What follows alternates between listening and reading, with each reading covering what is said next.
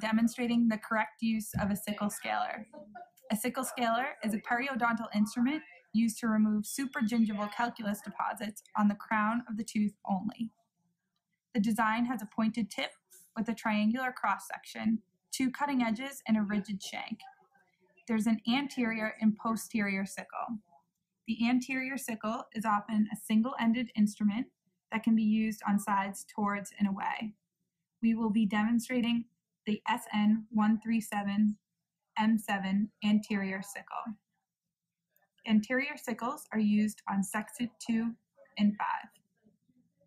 To begin using the instrument, the tip should be facing in the direction you are working towards.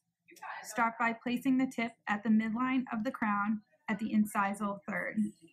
Apply pressure with the index finger and thumb inward against the instrument handle and press the tip of the fulcrum finger against the tooth surface. The lower shank must be tilted slightly towards the tooth at a 70 to 80 degree angle to achieve correct angulation. Controlled short, length vertical strokes are made in the direction away from the soft tissue. As you approach the line angle, be sure to rotate the tip of the instrument to avoid contact with the gingiva.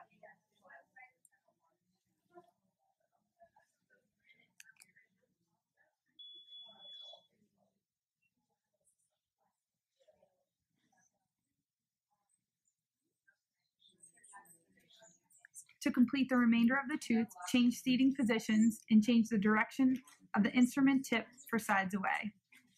Again, start by placing the lower third of the working tip at the midline along the cervical third. Controlled short-length vertical strokes are made in the direction away from the soft tissue. As you approach the distal line angle, be sure to rotate the tip of the instrument to avoid contact with the gingiva.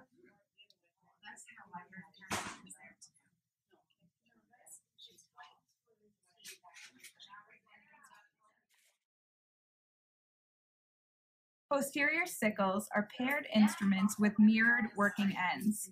They are designed with a triangular cross-section. Finding the correct working end is similar to the 1112 Explorer. Place the lower shank of the instrument at the distal line angle. The lower shank should be parallel to the tooth. The incorrect working end can be seen when the lower shank crosses the buccal surface of the tooth. This is the incorrect working end.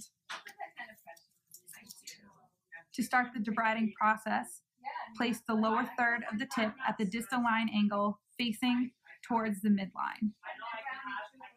Vertical strokes are most commonly used for the buccal surface of the posterior teeth. Use short, controlled, oblique strokes until the instrument reaches the contact area. To debride the remainder of the teeth, remove the instrument, turning towards the tooth, and move towards the distal line angle into the contact area.